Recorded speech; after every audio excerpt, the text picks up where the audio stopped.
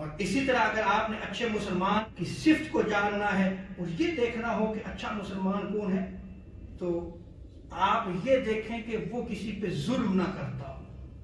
اگر ظلم کرنے والا ہے تو اس پہ اچھے مسلمان کی علامات نہیں ہیں۔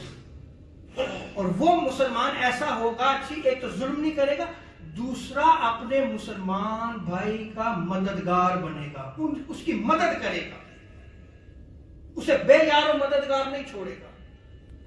حضرت عبداللہ بن عمر رضی اللہ تعالیٰ عنہ بیان کرتے ہیں کہ آقا علیہ السلام نے ارشاد فرمایا، ایک مسلمان دوسرے مسلمان کا بھائی ہے، وہ نہ تو اس پہ ظلم کرتا ہے اور نہ اسے بے یار و مددگار چھوڑتا ہے، ہیلپ لیس نہیں ہوگا، ہیلپ کرنے والا ہوگا، مدد کرنے والا ہوگا۔ اور جو شخص اپنے مسلمان بھائی کے کام آتا رہتا ہے، یہ دیکھیں کتنی بڑی نعمت ہے، جو دوسرے مسلمانوں کے کام آتا ہے، ان کا مددگار بنتا ہے، ان کی مدد کرتا ہے، کسی مصیبت میں کوئی پھنسا ہوا ہے اس کو نکالتا ہے۔ دیکھیں اس کی شان کیا ہے۔ آقا علیہ السلام نے بیان فرمائی کہ جو شخص اپنے مسلمان بھائی کے کام آتا رہتا ہے، اللہ تبارک و تعالیٰ اس کے کام میں مدد کرتا رہتا ہے۔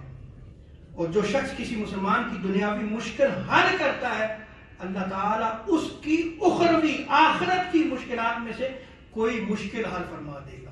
دنیا میں تم بندہ مومن کی مشکل کو حل کرو، آخرت میں رب تعالیٰ تمہاری مشکلات کو حل فرما